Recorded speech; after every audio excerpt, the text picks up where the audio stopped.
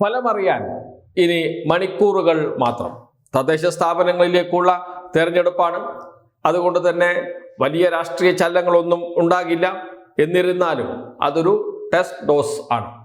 കേരളത്തിലെ ജനങ്ങൾ എങ്ങനെ ചിന്തിക്കുന്നു, ഏത് മുന്നണിയോടൊപ്പം നിൽക്കുന്നു എന്നറിയാനുള്ള ടെസ്റ്റ് ഡോസ്.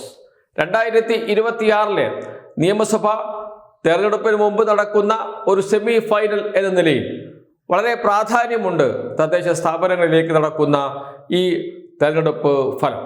അതുകൊണ്ട് തന്നെ മുന്നണികൾ, രാഷ്ട്രീയ പാർട്ടികൾ, നേതാക്കൾ, അണികൾ എല്ലാവരും ആകാംക്ഷയോടെയാണ് കാത്തിരിക്കുന്നത്. എന്നാൽ അതിനു മുമ്പ് തന്നെ കോൺഗ്രസിലും BJPയിലും പടയൊരുക്കം ആരംഭിച്ചു കഴിഞ്ഞു. തോൽവിയാണ് വരുന്നത് എങ്കിൽ ഒരു സംശയമില്ല, കോൺഗ്രസിൽ പ്രതിപക്ഷ നേതാവിനെതിരെയുള്ള വിമർശനം ശക്തമാകും. ഇപ്പോൾ ആരും ഒന്നും പറയുന്നില്ല. ഇപ്പോൾ ആരും പ്രതിപക്ഷ നേതൃസ്ഥാനത്ത് നിന്ന് VD സതീശൻ മാറണമെന്ന് പറയുന്നില്ല.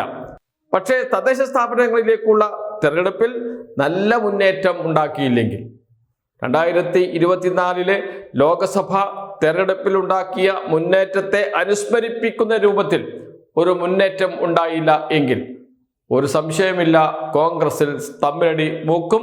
പ്രതിപക്ഷ നേതൃസ്ഥാനത്ത് നിന്ന് VD സതീശൻ മാറണമെന്ന ആവശ്യം വരും.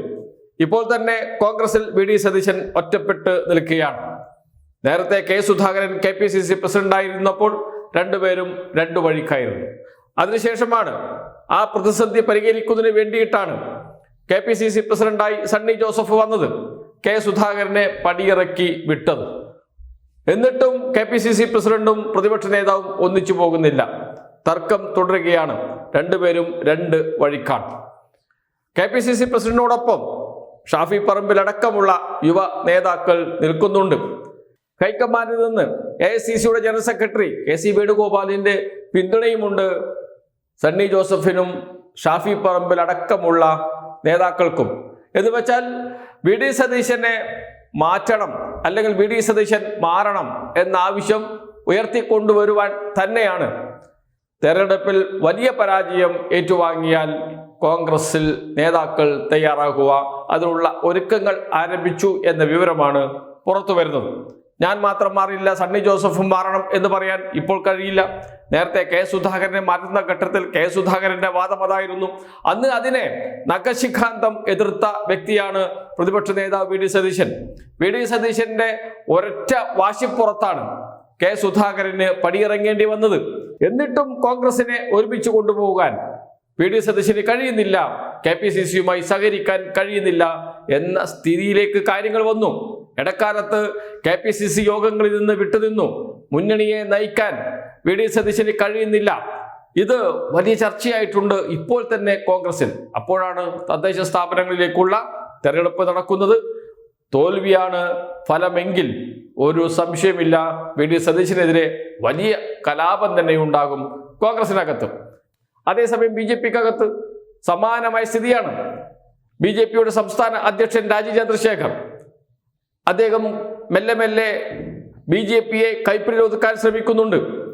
അതേസമയം വലിയ വിഭാഗം സാധാരണ പ്രവർത്തകർ, RSSന്റെ പ്രവർത്തകർ, BJPയിലെ സാധാരണ നേതാക്കൾ എന്നിവരെല്ലാം രാജീവ് ചന്ദ്രശേഖറിന് എതിരാണ്. അദ്ദേഹം BJPയുടെ സംസ്ഥാന അധ്യക്ഷനായതിനു ശേഷം BJPയെ തന്നെ ചിലരൊക്കെ ഹൈജാക്ക് ചെയ്തു കഴിഞ്ഞു.